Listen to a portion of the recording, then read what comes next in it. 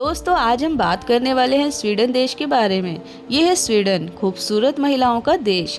यहाँ के समंदर के नज़ारे, शहरों की सफाई और बिल्डिंग्स किसी को भी आकर्षित कर जाती है। महिलाएं 35 के होने के बाद ही शादी करने की सोचती हैं। शादी होती तो है, पर ज्यादातर तलाक हो जाता है। एक महिला या पुरुष अपने जीवन में औसतन एक से ज्यादा शादी करते हैं, पर सभी ऐसा नहीं करते। स्वीडन की राजधानी स्टॉकहोम है। यह स्वीडन का दिल है। ये है राजधानी स्टॉकहोम। इस देश में ब्लूटूथ का आविष्कार हुआ था। कार की सीट बेल्ट सबसे पहले इसी देश ने बनाई थी, जिससे लाखों लोगों की आज जान बच रही है। दुनिया का सबसे बेहतरीन फर्नीचर बनाने वाली कंपनी यहीं पर मौजूद है। स्वीडन ने दुनिया को पहला केंद्रीय बैंक भी दिया है। पिछले 200 साल में यहाँ एक भी युद्ध नहीं हुआ है। शांति में पहला नोबेल पुरस्कार इसी देश ने जीता। यहाँ के लोग अपनी जिंदगी इस तरह बिताते हैं कि यह देश दुनिया के सबसे शांत और खुशहाल देशों की लिस्ट में टॉप पर बना रहता है। स्टॉकहोम सैन फ्रांसिस्को के बाद यूरोप की दूसरी सबसे बड़ी सिलिकॉन सिटी मानी जाती है। यहाँ ढेरों टेक कंपनीज हैं। इनके सॉफ्टवेयर, हार्डवेयर टेक्नोलॉजी पूरे यूरोप तक की पेरिस और लंदन जैसे शहरों तक जाती है। स्वीडन की महिलाओं की खूबसूरती और इनका तेज दिमाग मानो इन्हें कुदरत ने तोहफे में दिया है। यहाँ के लोग कम उम्र में ही कंप्यूटर की दुनिया में चले जाते हैं, कोडिंग करते हैं और नई नई चीज़ें ईजाद करते हैं। स्वीडन में एक बहुत ही बेहतरीन चीज़ होती है, जिससे यहाँ के लोगों को ज़्यादा ही फ़ायदा होता है। और सड़कें, गलियाँ, शहर, पूरा देश साफ और सुंदर बना रहता है। यहाँ पर हर दुकान के पास, बिल्डिंग के किनारे, गलियों के किनारे रिसाइकलिंग बॉक्सेस, साइकिलिंग मशीन लगी हुई है, जिनमें लोग कूड़ा डालते हैं। सभी तरह का कूड़ा जब इन मशीनों में कोई प्लास्टिक की बोतल या फिर सोडा कैन डालता है, तो उसे बदले में एक स्लिप मिलती है, जिससे वह दोबारा सामान खरीद सकता है। या इन मशीनों का इस्तेमाल हर कोई करता है।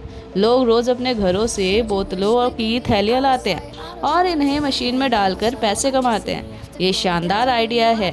स्वीडन कचरा रिसाइकिल करने के मामले में नॉर्वे के बाद दूसरे नंबर पर है। स्वीडन की महिलाओं को गर्मियों में बीचेस पर वक्त बिताना काफ़ी पसंद है। ये नए दोस्त बनाती हैं, उनके साथ वक्त बिताती हैं। लेकिन अगर इन्हें कोई शादी के लिए कह दे तो 25 साल की उम्र में भी शादी के लिए तैयार नहीं होती है, और वो उसे मना भी कर देती है, क्योंकि इन्हें शादी के लिए वक्त चाहिए होता है। कम से कम 35 साल की होने के बाद ही ये शादी के लिए कभी हाँ करती हैं।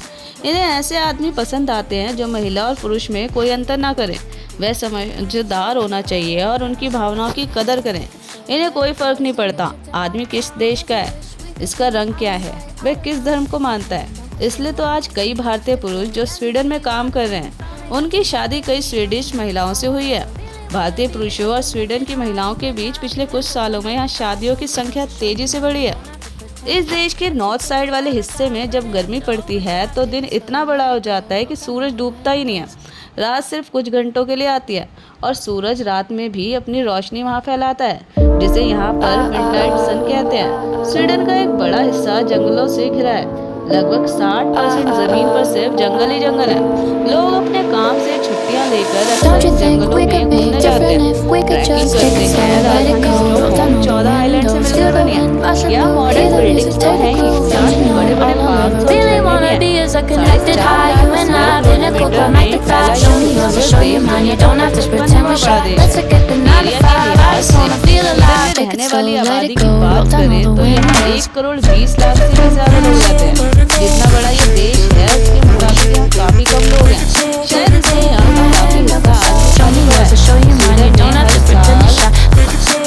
स्वीडन में हर 100 महिलाओं के लिए 105 पुरुषों का अनुपात है। स्वीडन में हर साल करोड़ों लोग घूमने आते हैं। इससे साबित होता है कि स्वीडन कितने ज्यादा